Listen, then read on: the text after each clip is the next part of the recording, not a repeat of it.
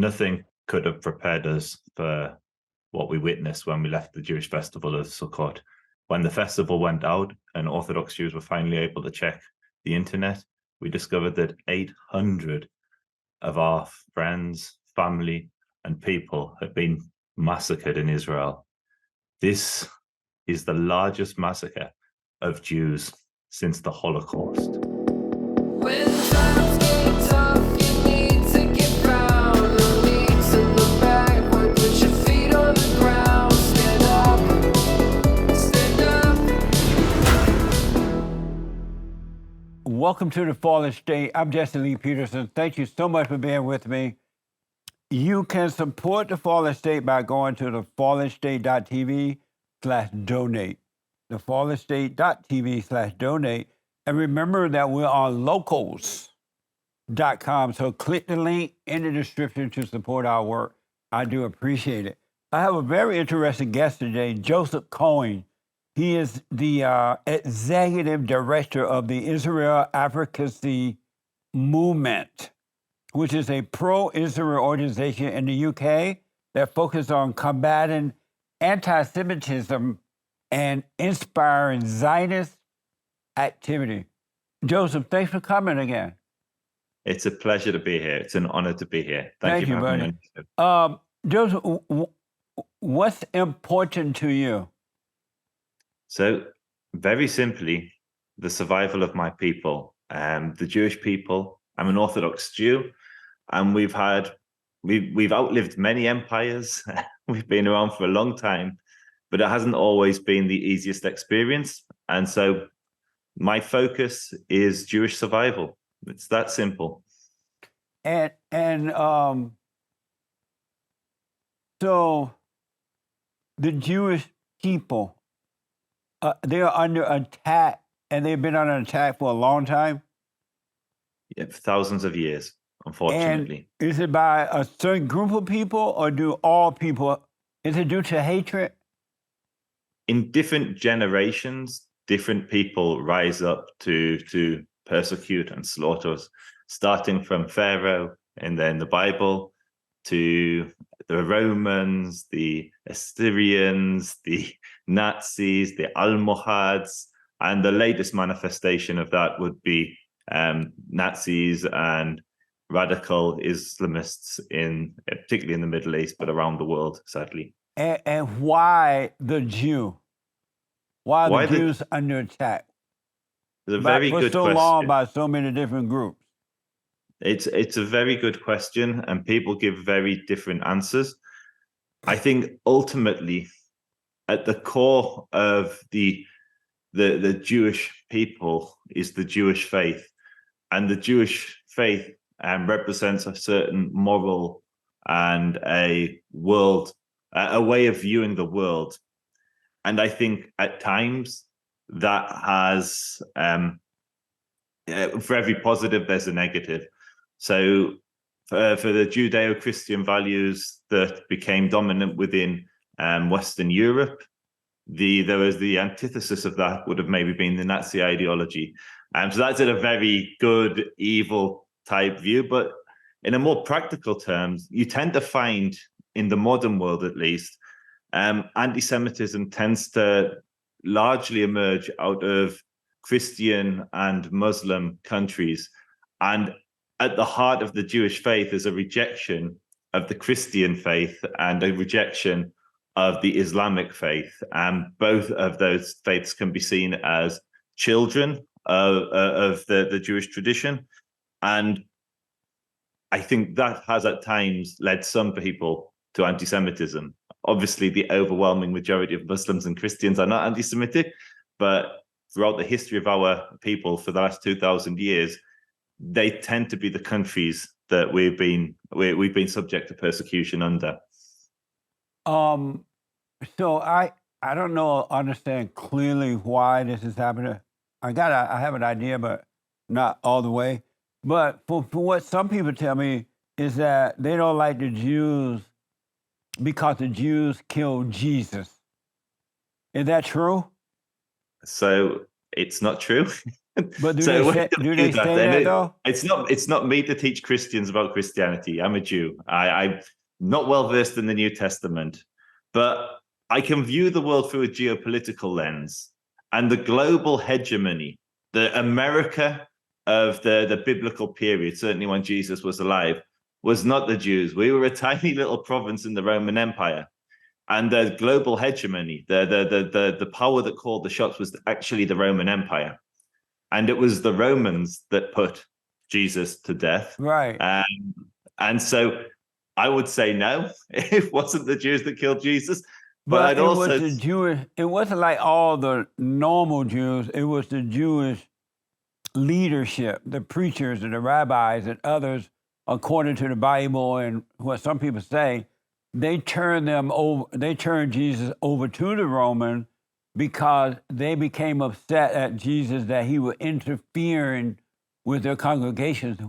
He was interfering with what their followers were believing. And so somehow or another, they turned Jesus over to the Romans to be killed, the government there. Is that true? Again, I don't follow the New Testament, so that is the account of the New Testament. But I'd ask you to follow a logical exercise. Who's the most powerful Christian preacher? Maybe the Catholic Church. I don't know. Who's the most powerful church or congregation in the world today? Now, could you imagine that congregation telling the American administration what to do? There's no chance. The American administration does what the American administration wants to do.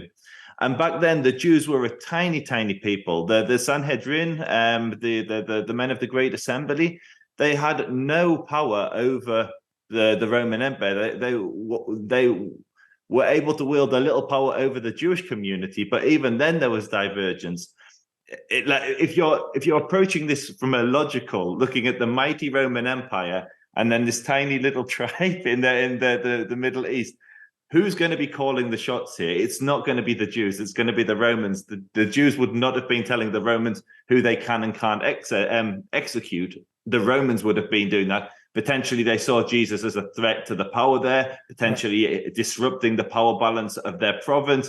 But ultimately, it was the Romans. And the reason I keep saying Romans is the inheritors of the Roman Empire, or not the early church fathers, was the Catholic Church. The Catholic Church is a direct child of the Roman Empire. And the Catholic Church is the body which put about, more than anything, this narrative that the Jews killed Jesus. Now, I don't want to pick a fight with Christians or Jews. You're asking, Christians or Catholics. Not the Catholics aren't Christians, but you're asking a Jew, did we kill Jesus? I don't believe we killed Jesus. But I'm sure Christians will give, like yourself, will give a very different account as to an Orthodox Jew who doesn't believe in the New Testament. But a long story short, I want to move on because I have so much I want to ask you about. But did the Jewish leadership play a role in somehow or another convincing the Romans that Jesus was a problem? Did the leadership have a role in that? Truthfully, I couldn't possibly tell you. I wasn't around then. Right. I don't even have that great inroads into the current Jewish leadership. So the Jewish leadership from 2,000 years ago, it's beyond my pay grade.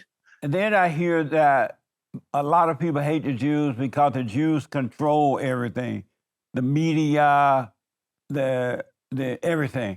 Wherever they go, whatever country or wherever they go, they control the banks, they control the media. They control everything, and they tend to be liberal. And according to what people are telling me is that the Jews go in and they corrupt the system because they're so liberal and they control everything and they influence the population. Is that true? It also is not true. For context, if we controlled the media, if we controlled the world, there wouldn't be so much hostile coverage of the Israeli-Palestinian conflict. There wouldn't be such hostile coverage. Take the United Nations as a great example. The United Nations has issued more critical resolutions against the Jewish state than all of the states of the world combined. Does that sound like there's a cabal of Jew controlling the United Nations? The media, like even I'm in the UK. The media here is incredibly hostile to Israel. even in the wake of the 7th of October, this is the worst massacre of Jews since the Holocaust. The coverage is appalling. There's been literal reports written. There's entire organizations dedicated to reporting on the biases within the media. The idea that the Jews control anything other than our synagogues it's an ancient anti-Semitic trope, but it just has no bearing on reality. There's no truth to it. What I think you will find is you'll tend to find an overrepresentation of Jews, if I'm being completely honest, in various fields. So if you look at capitalism and communism, you look at religion, you look at theology, you look at psychology, you look at business, you look at different fields, you will find Jews that have done well in those fields. And if you're critical of those fields, you'll paint that as a negative. So if you're on the political left, you could, on the political right, you could look at the left and see Karl Marx and see that Karl Marx was from a Jewish family. If you're on the political left, you could look at capitalists, you could look at Zuckerberg, you could look at whomever it may be, and you will see Jews, and you'll have this confirmation bias that there's somehow all these distinct entities, all these different Jews are somehow pulling together, and they're all part of some cabal that has their tentacles around the entire world. In reality, it's not true. There is no Jewish conspiracy. There is no cabal of Jews that control anything. There are Jews that have done well in life, and Mazal Tov. Kol hakavod, well done to them. Just like Christians and Muslims that do well done to them, Mazal Tov, Kol hakavod. You make an interesting point in that I've noticed that since this war been going on between Israel and Hamas people, that there have been a lot of protests and rallies and stuff against the Jews all over in this country and all over. And I noticed that the liberal media seem to be supporting Palestine over Israel. So I wonder if the Jews control the media, how come they're not getting the attention from the liberal press if they're in control of that? I did wonder about that because it seemed as though either they don't say anything about the war or they support Palestine in the war. Whereas most of the conservative media tend to be supporting Israel in it. So I did wonder about that. I want to ask, so if the Jews do not control everything, why is most people seem to be afraid to speak out against, in disagreement with the Jews, because they're afraid that they'll be shut down, like Kanye West and others, they'll be shut out if they criticize the Jews. Why is that a false fear? And why are people afraid of it if it's not true? So first, I'd like to say some people are afraid. You're certainly not afraid. Your first question was, did I kill Jesus? So some people are afraid to criticize the Jews, not everybody. So what I would say, we live in a society today which affords great protections to communities it perceives to be vulnerable. Now, that's not to say these communities aren't vulnerable, but they just have that perception. So if you were to speak out and criticize in a negative way the gay community, the trans community, the Muslim community, the Jewish community, the African-American community, what would tend to happen from the liberal press, you will get a strong backlash, because within these societies, we afford great protections to these communities that are perceived, rightly or wrongly, to be vulnerable. Other communities, you have carte blanche, you can say whatever you want, and it seems to attract no negative backlash. But I think that's just it's a sign of the community, where the wider community is today, rather than. So nobody would argue that the trans community are in control of the global money supply, because you can't criticize the trans community on mainstream media. Nobody would make that argument, but they do make that argument for Jews. They don't make it for anyone else. And it's because the Jews have this ancient stigma, this very old anti-Semitic trope, which is how they connect the two. But yet, there are many communities that you cannot speak out against, to use the language you chose at the beginning. But that isn't that does not mean these communities wield any real power within the society. Do which group is hated the most? I notice white people are under attack all the time around, especially in the Western world. And they seem to be hated more than any other race. Which group is hated the most, the Jewish people or the white people? So I would caveat that. So it's very hard to measure anti-white racism because it's not catalogued and logged in the same way that other forms of bigotry are. So here in the UK, there's been a 1,500% increase in anti-Semitism. Jews represent a tiny proportion of the population, but they are the most likely. There's only just shy of 300,000 Jews in the UK, and we are the most likely to be attacked than any other community. And most of us are invisible. Most of the Jews in the UK don't look like me. They don't wear a kippah or they don't have side curls. They're invisible. They look like any other Englishman.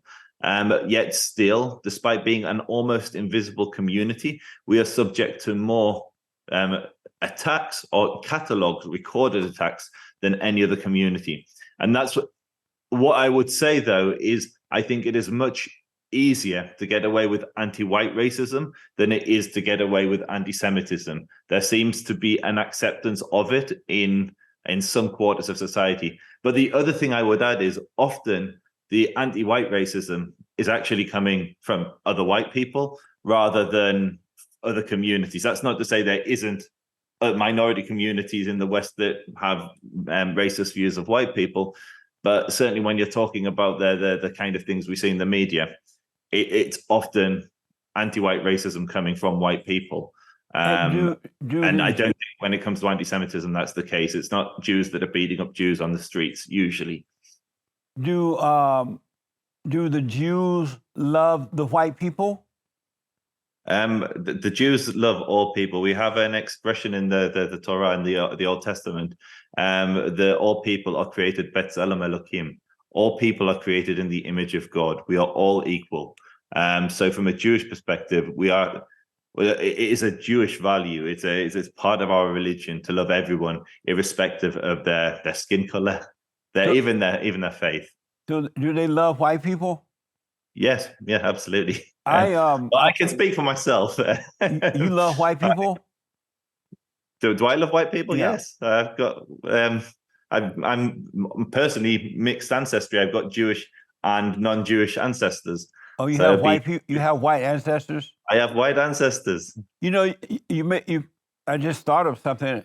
I noticed that in what is happening right now, it's like all white people are under attack.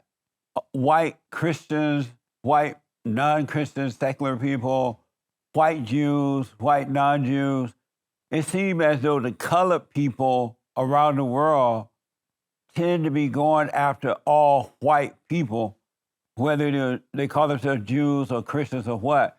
And so wondering out loud now, is there something else going on that maybe we haven't noticed? Is that the people of color are trying to take out the white people, whatever they're Jews and non-Jews? Is there like a war against white people by the people of color? I don't believe that to be the case, no. Why not? And what I would say is, I'll explain why. So I think when it comes to Americans, and I'm not meaning this in a disrespectful way, so please don't take it that way. Americans tend to project their own politics outwards. And because America is such a global power with such huge influence, often those projections are then taken on by the community. So I remember there were BLM protests in the UK where the protests were saying, hands up, don't shoot. Now, the problem with that is British police officers don't carry arms. So this was an American political chant and movement that was then imported into the UK. However, when it comes to anti-Semitism, what you'll often find is there is a racial element, particularly for those that are educated in the West. So they will see Jews in Israel as white European colonizers. Now, the catch here is the overwhelming majority of Israelis are not light-skinned like me. They are much darker skinned than I have. And the Palestinians themselves, because they've such a diverse community for many years, Christians, Muslims, Druze, etc. Many of them are as light-skinned as me. You have ginger Palestinians. The poster girl for the Palestinian movement was a blonde girl called Ahed Tamimi. So I think when it comes to anti-Semitism, if someone views the world through a racial lens, they will funnel their prejudice against Jews into that lens, and they'll view it through a racial way. So the Nazis typically did that. They racialized the Jewish people to show that the Jews weren't white, according to their science or their pseudoscience. Anti-Zionists on the far left will try and caricature Jews as white and privileged, when in reality, the overwhelming majority of the Jews they hate, the ones in Israel, are dark-skinned. Like Ashkenazim, which are the Jews that temporarily sojourned in Europe, they're of a lighter skin tone. But the Jews from the Middle East, North Africa, and Israel that have lived there continuously for thousands of years, they are much darker complexion than I have. I'm sure you've seen Ethiopian Jews. They don't look as pasty as me. Yeah, I've seen them. When I was over in Israel, I saw them, a lot of them, and I was surprised. Which are most hated, the white Jews or the darker Jews? So I think when it comes to Jew hatred, collectively, it's all of us. I'd say the more visible you are, the more vulnerable you are. So the Jews that are most likely to get physically assaulted are going to be those that are dressed in traditional Jewish clothing on the streets, because they're identifiable. But it's not, when someone attacks a Jew, they're not looking at their skin color. They're not saying, are they dark or are they light? They're saying, are they Jewish or are they not Jewish? Oh, I see. And if they're Jewish, they get attacked, sadly. Amazing. So you talked about you said that this attack on the Jews, this recently attack on the Jews, was worse than the Holocaust, right? No, not worse than the Holocaust. The 7th of October was the worst massacre of Jews since the Holocaust. Oh, since the Holocaust. The Holocaust was on a scale that's nothing's been paralleled since maybe the days of Pharaoh. So almost 6 million Jews were massacred by the Nazis. In the 7th of October in Israel, there were 1,200 massacred. There were another over 200 kidnapped. There were children and women raped in the most graphic ways. The crimes that are now being recorded and are stomach churning. I was in Israel. I don't know when you were there, but I visited the sites of the massacre. I saw the press screening. I met with survivors, and the stories they tell and the images I've seen, I will take to my grave. So the scale of barbarity, the savageness of what happened, there's been nothing comparable to this that the Jewish people have been inflicted, subject to since the Holocaust. I know about, I've heard about white people controlling other people and slavery and all that. And I heard about black people in Africa and other places enslaving other black people, the Arabs enslaving people, the Muslims. Have the Jewish people ever enslaved a group of people and killed them and punished them and were cruel to them? It seems like all races have enslaved somebody at some point, right? Have the Jewish people, I've never heard of the Jewish people doing that to anyone. Have the Jewish people in any time of history control a group of people and murdered them and raped them and made them work for nothing? Have they ever done that to a group of people? So the Jewish people as a collective, no. But if you look, for instance, at the transatlantic slave trade, all people were involved. As you rightly say, there were black tribes that were enslaving, capturing other black tribes, selling them to European slavers.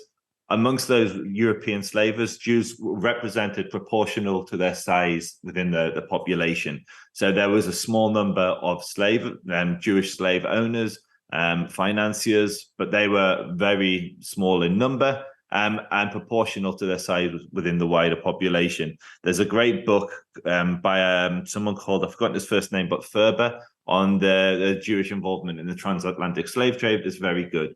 If you go back to the biblical period, slavery was endemic. It was everywhere. Nations enslaved other nations.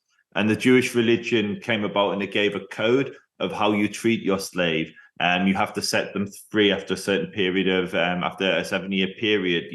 There's laws that regulate and protected what was called what the institution of slavery back then. So a slave who was within that system had greater protections under Judaism than any other society at that time. So again, it would be lying to say that Jews have never kept slaves, because anyone who reads the Bible can read that, well, this is how you set the slave free if you if a slave comes into your possession. So these are thousands of years ago, these laws. Certainly in the modern era, there's no such concept of slavery within the Jewish world. That Jews have been fundamental in almost all civil rights movements.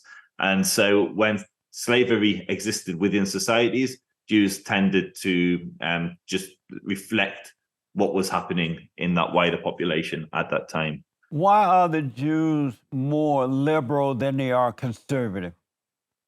They are not. American Jews are more liberal than they Oh. are conservative. So half the world's Jews live in Israel, and Israel is quite a conservative place. Orthodox Jews, I'm an Orthodox Jew, tend to be much more conservative than liberal.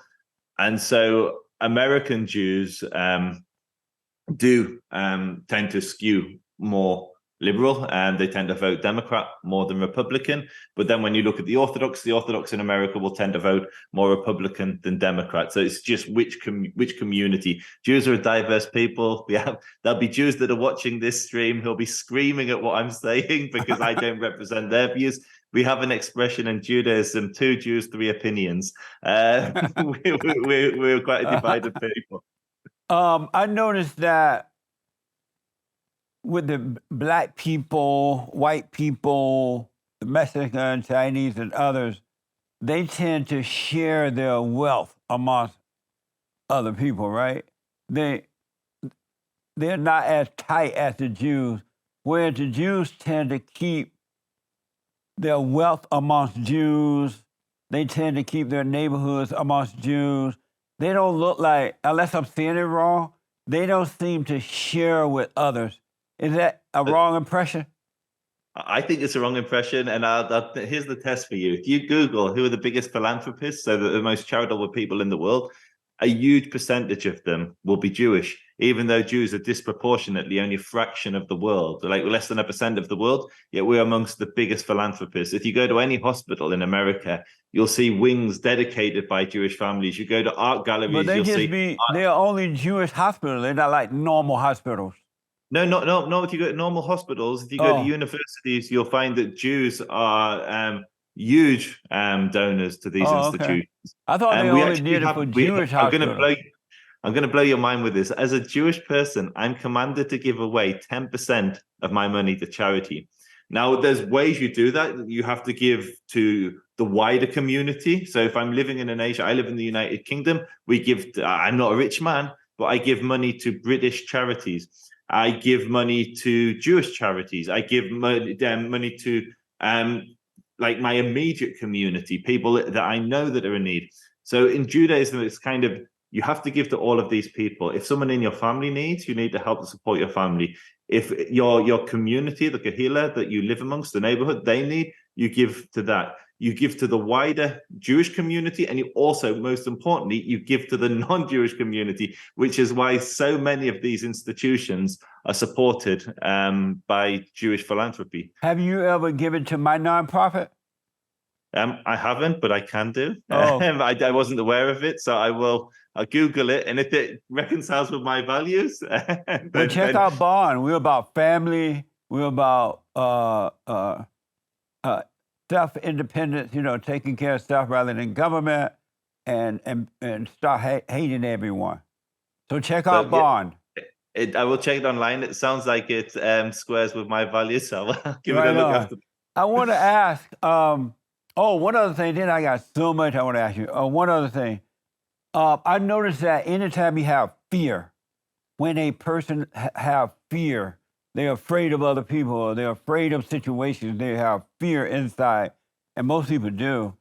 I notice that anyone that has fear bring trouble upon themselves, and all kinds of trouble. They bring it upon themselves because of the fear they have, the spirit of fear, and they bring on situations they bring it upon themselves.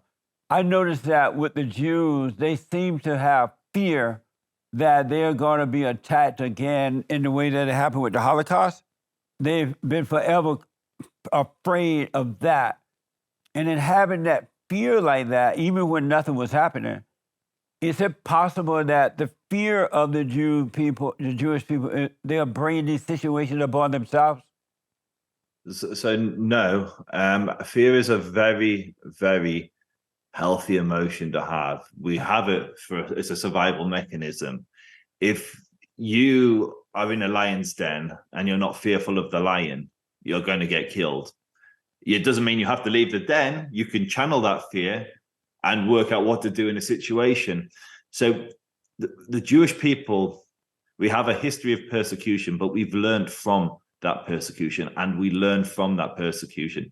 You're like, if you speak to any Jew today, any Jew, 2 words are the Jewish response that they will give you to the Holocaust: never again, never again. What does that mean? For a Jewish person, it means never again will we allow ourselves to be in such a vulnerable position where we are entirely dependent on other people for our salvation.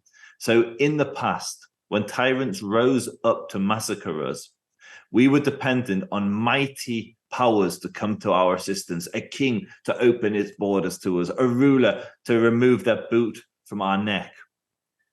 Today, that's not the case. Today, the Jews have a sanctuary. We have a safe haven, but more importantly, we have a military that is able to defend us. So we are not fearful, we are not cowardly, but we are aware of our history, and we have vowed never to let that happen again, which is why the state of Israel is so important for Jewish survival. The state of Israel ensures that never again will a Jew have to beg for our people's survival. You said that fear is good, but fear is not of God. Fear is of Satan, of evil. And when Daniel was in the lion's den, one of the great things about Daniel is that he did not fear the lion. And I noticed that people who don't have fear, they have true power. And power is not something you possess of yourself, but it comes from God, right? And those who do have fear lack power, and they're always doing different things to try to create power for themselves, try to make it happen. So fear is not of God. And since fear is, and I'm not talking about practical fear, going in the hood and getting beat up by some black guy or something. I'm talking about the other fear that lives in people who have anger. So fear is not of God. So if fear is not of God, how can it be good? So I think we have a slight theological difference here. I see everything as coming from God. And I also see fear as an example. Both you and I imagine, have a healthy fear of heaven. The fear of heaven motivates us to do good in this world. And God, the Creator, blessed us with all of these emotions, from courage to fear. And there is within the Jewish philosophy, there is a time and a place for each of these emotions. None of these emotions should govern you. Not one emotion should consume you. You should have the healthy balance. You should be able to channel that fear into good decisions, courage, etc. So I half agree with you, but I see everything as coming from God. But God does not give us the spirit of fear. That comes from evil. And because anyone that has fear has no peace. They have anger, they worry, they have suicidal thoughts, they get lonely, they are mad about this situation, and they are happy about this situation, they're mad about this. Because in fear, there is no peace. And if you notice, God was a dispassionate, or is a dispassionate God, and Satan is a passionate God. And so human beings who have fear, they're always looking for passion. They always try to be passionate about something because they're trying to find peace, perfect peace and passion, and you're never going to get it that way. I think what you've described makes a lot of sense. The only thing I'd caveat what you said with is, imagine, let's say fear is from, it's not a Jewish belief, but let's just go with your example. Fear is from the devil. Now, if someone just discards fear, they no longer live in fear, they think they're invincible, and they go charging into a dangerous scene where they're just cut down by enemies that are far mightier. They refuse to take health advice because they see that as fearful and ungodly. And they are then consumed by some horrendous virus or disease. Fear can be very healthy when channeled appropriately. And I don't think that fear is, I think that kind of fear is a blessing from God, because it helps us to make calculated and reasoned and logical decisions that lead to better outcomes for us. I see what you mean. What you don't realize is that when you lack the spirit of fear, you're not going to do anything crazy like that. You're going to have a clear mind. You will have common sense, and common sense protect you from doing crazy things. Whereas spirit of fear causes you to do crazy things, and it prevents you from seeing the right thing to do. It always makes the wrong decision for you. But the fear to have perfect peace, you're going to always you're going to see and do it in the right way. You're not going to do crazy things. It's only when you have fear that you do and think. You think and you do crazy things. Let me ask us, do you believe that God has fear? So I don't believe God has human emotions. In the tradition, the Jewish philosophical tradition I belong to, we're not allowed to attribute human characteristics to the divine. The Bible uses language to help us relate to it, of anger and jealousy and happiness, but that's so we can understand and comprehend. But all those are evil emotions which come from evil, come from the devil. The Bible uses that language to describe God in the Old Testament. Well, maybe they're talking about Satan, but not the real God. The real God is a dispassionate God. Let me ask,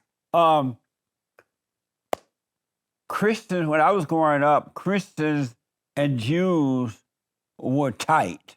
They were one, because Christianity came about as a result of Judaism, right?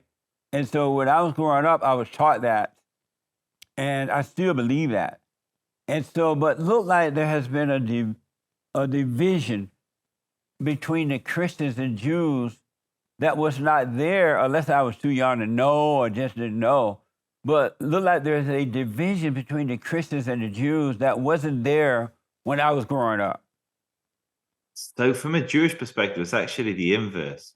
So for centuries, Christians persecuted Jews. The Inquisition, they literally ripped our flesh off our bodies while we were still alive. They burnt us at the stake. Here in the UK, they put Jews in York to the stake 1,000 years ago. Well, that's when the Jews were enslaving the Christians? No, the Jews. So Jews were a tiny community. The Jews have never enslaved Christians. At least not to my knowledge. I'm sure someone in the comment will find some random community somewhere. But Jews have never been in a position of power where they could enslave Christians. Christianity came about after Jews had any real sovereignty or power. It really emerged with the church fathers.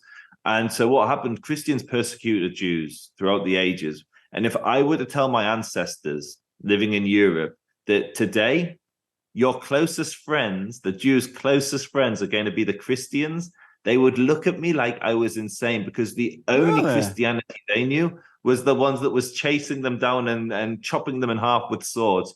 And so the Jews today owe a great debt to the Christian community. Most people don't know this, but the fact that Jews are in Israel and Jews are in the UK is completely connected.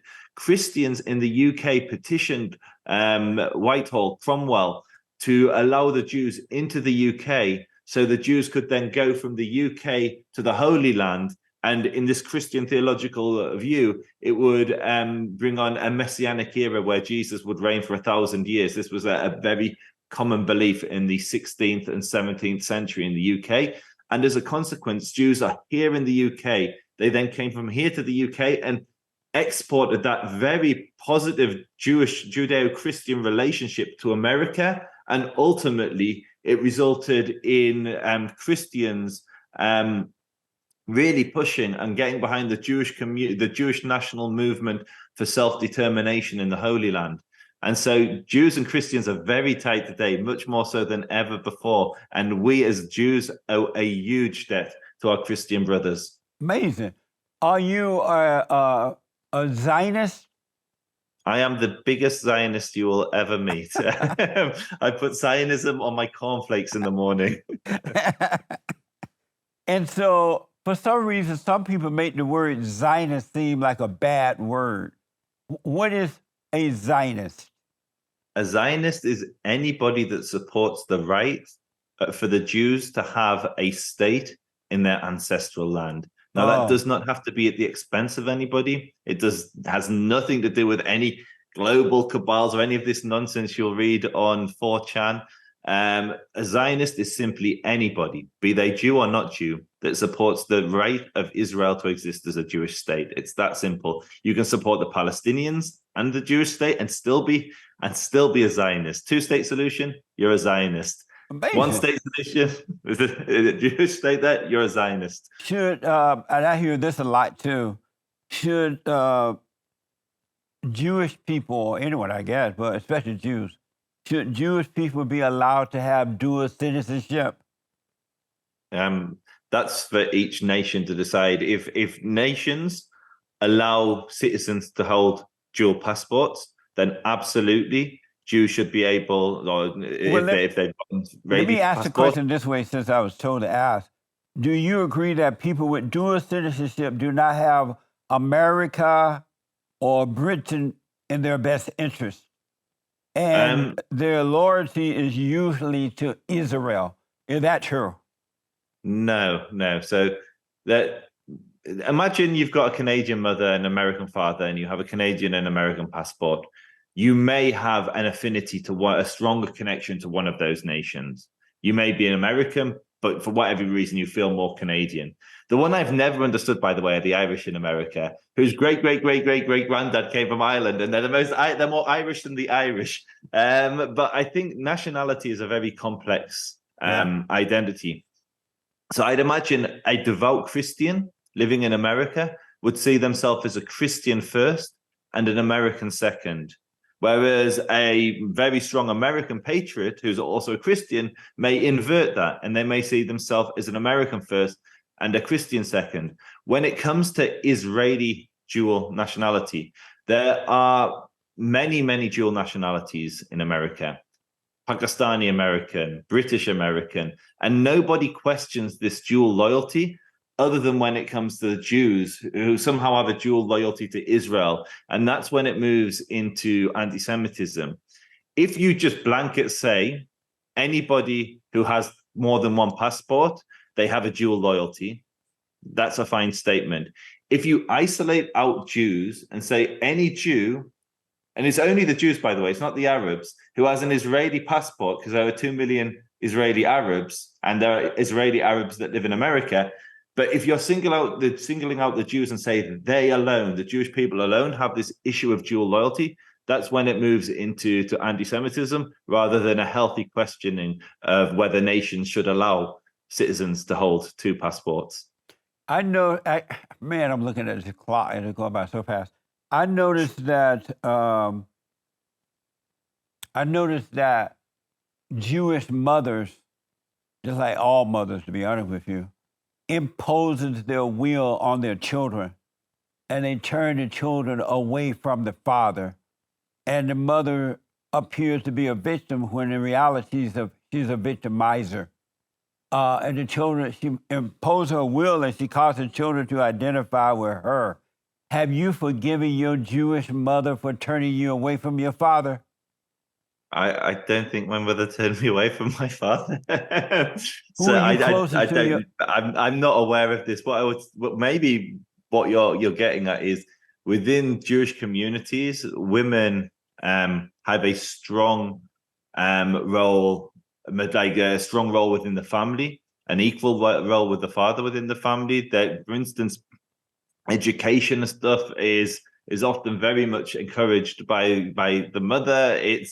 And also each Jewish family is going to be different. You're going to have some with very strong balabayit, very strong head of the house. All women are controlling like that because they're out of control. Maybe. My wife's going to watch this later, so I need to be careful what I say. I didn't know you were married, so you're married. Thank God, yes. You have happily. children? Yes, yeah. I got a beautiful daughter. And does your wife? Did you make a boy first or a girl first? Did my wife make my daughter a boy or a girl first? Did you make a boy first? Was your first child? We made a girl first. We've got a girl, and she's the most girly girl you could imagine. Real men made boys first. I guess I'm not a real man. I'm just one of these pretend men. This is a stick-on beard. Does your wife obey you? I don't think No, I'd say she doesn't obey me. Why did you? I don't obey her either. Why did you marry a woman that would not obey you? I don't think it's a question of whether she would or she wouldn't obey me. I don't want to command over her. It's not. For some guys, I'm sure that works. Not for me. And why don't you want to lead her, since God made man head of the woman, as Christ is head of the man, or God is head of the man? Why don't you want to lead your wife, since you were created to lead her and not to follow? So there are areas where I will lead within the household, and there's areas where she will lead. So, for instance, my wife has taught me to be incredible. Like, it's not that I lacked empathy, but my wife has given me a skill set where I'm able to connect and understand with my daughter at a level I would have never ever been able to. So when it comes to raising our child with the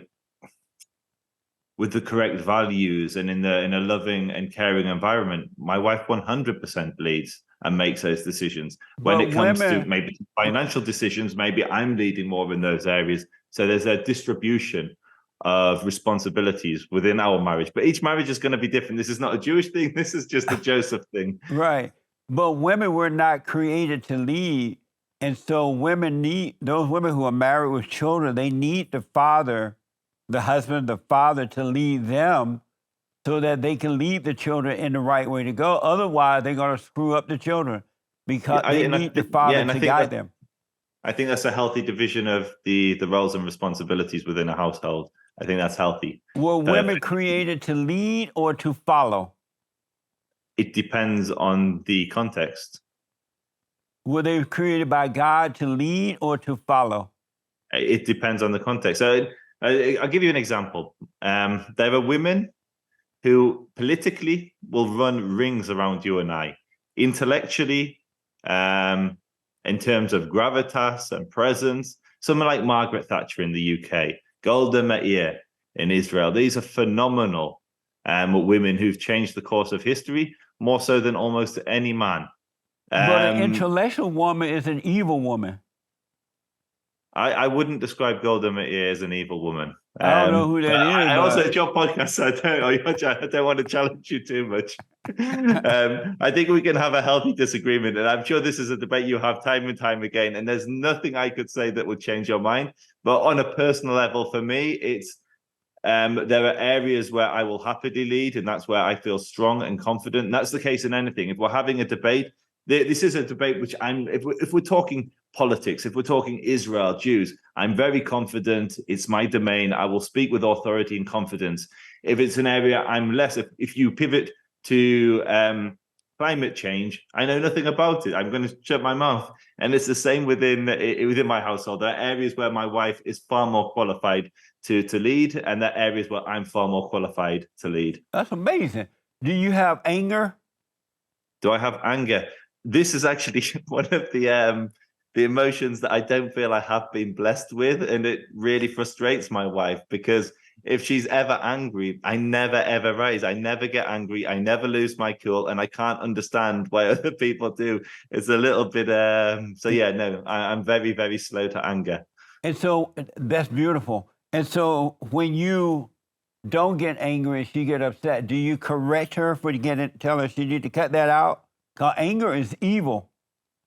No, because that would not be a sensible thing to do. Yeah, when someone's angry, that's not the time to try and correct their behavior. So the best thing is to use the faculty that we've been blessed with, which is our seichel, our intelligence, and timing is everything.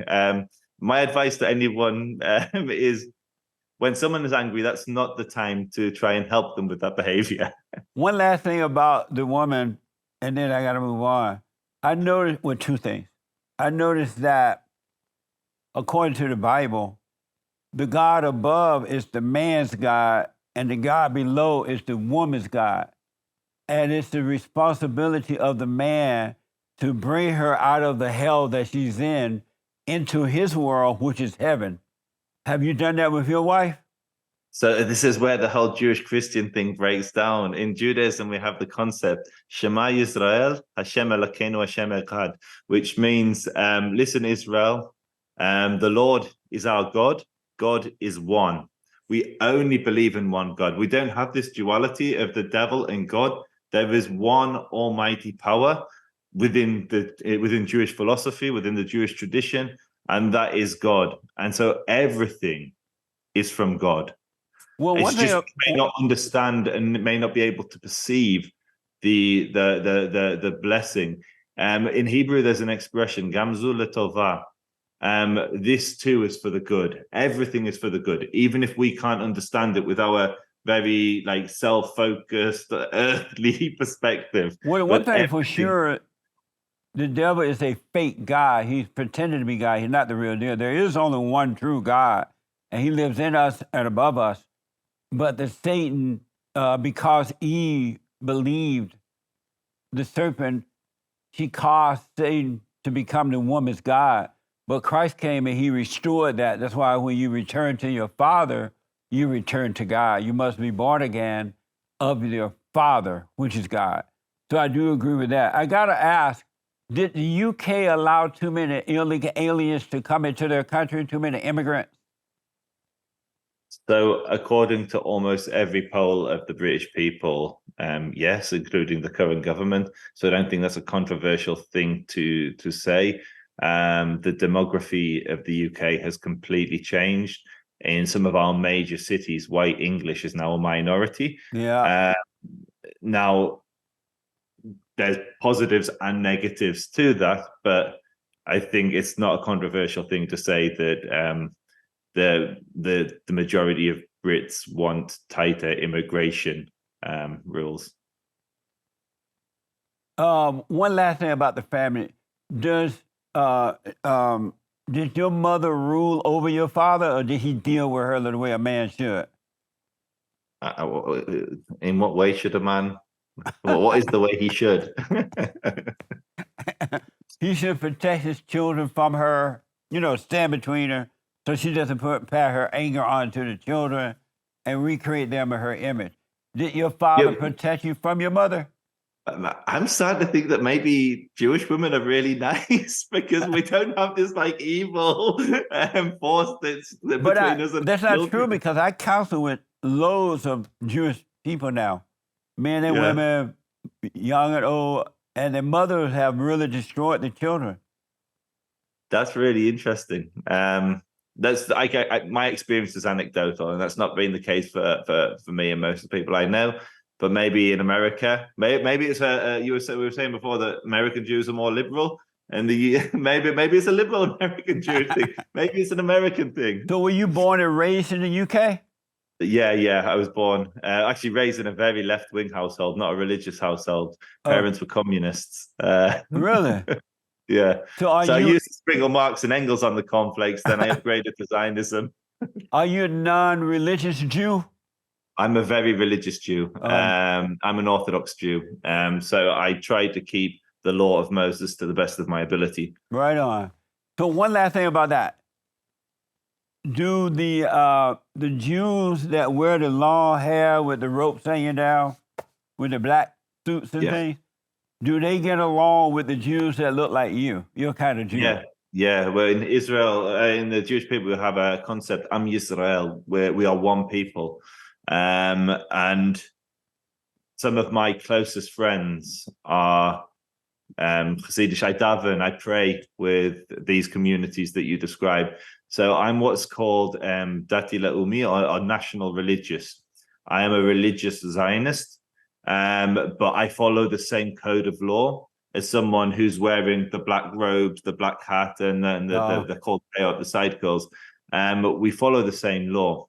It's just that the clothing that we wear is an indicator of the philosophical or the particular sect's the wrong word, but community that we belong to. Oh, okay, nice.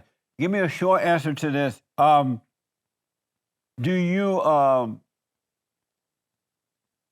love do you support the Great White Hope? What's the Great White Hope? You don't know the Great White Hope? Is this a MAGA thing? Is this Donald Trump, the Great White Hope. So I am very divided on Donald Trump. I think he was an incredible force for good when it came to global affairs. Yeah. So if you look at the Abraham Accords and things like that, phenomenal.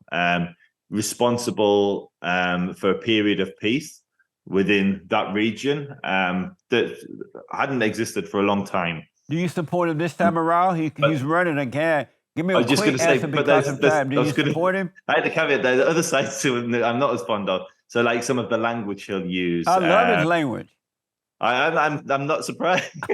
But, I'm an Englishman. We're more refined.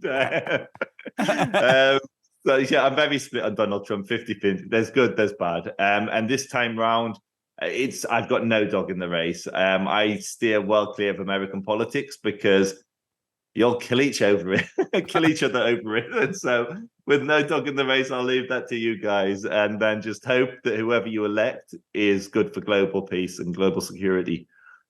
I say that there's no such thing as racism, sexism, homophobia-ism, Islamophobia-ism, Allahu Abba-ism, anti-Semitism, or dare be dad-ism. No isms at all. That our battle is a spiritual battle. It's a warfare between good and evil. But because most people are angry, they are blind and can't see, they can only see with their physical eyes and not their spiritual eyes. And they think that it's a physical issue, but it's spiritual. It's not physical at all. It has nothing to do with color or anything but that. Do you disagree with that? I agree that there is a spiritual battle for the soul of the West at the moment.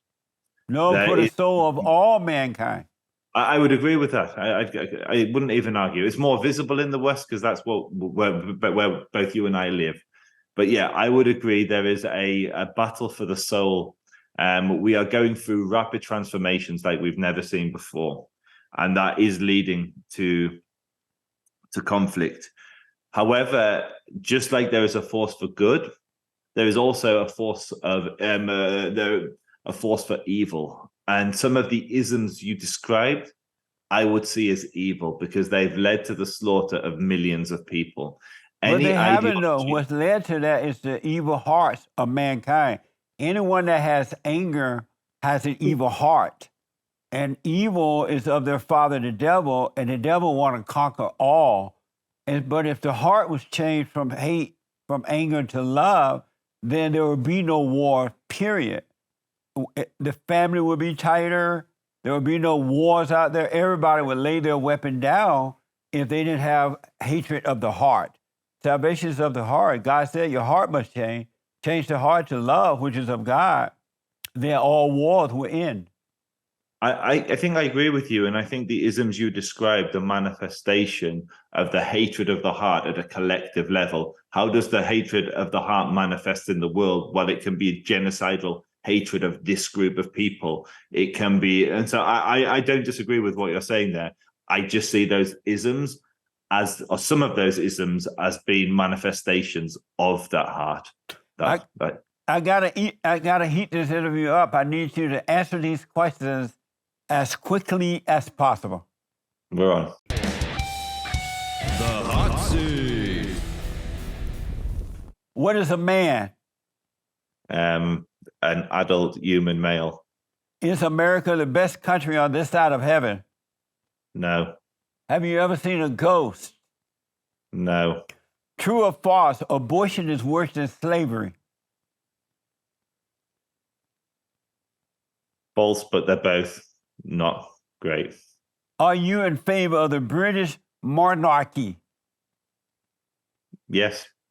Is being superior an alpha male or beta male? Can I take the fifth?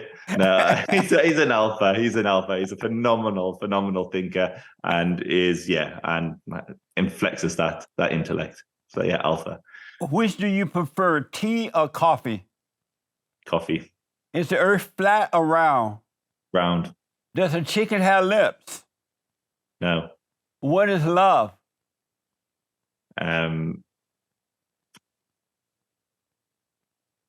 An appreciation and connection with something other than yourself, whether it be the divine or your partner or your child. Do men have a God-given right to bear arms? I'm not sure, because in the Messianic era, we will put down the sword and turn it into a plow. So I'm not sure about that. Is it ever okay to call a woman fat? If she calls you fat. Does an educated woman make for a good wife and a mother? Yes. Amazing. Did you have fun? I had a lot of fun. Amazing. Thank you One so of the much. most nerve-wracking podcasts I've been on. So. And I go against Nazis and jihadis. So thank you. Amazing. Tell the folks how to get in contact with your organization, how to check you out and see what they can do to help. Yeah, check us out, Israel Advocacy Movement. We're on everything except Facebook, where we're shadow banned. But yeah, give us a like, a follow, and subscribe. It means a lot. I'm Joseph Cohen.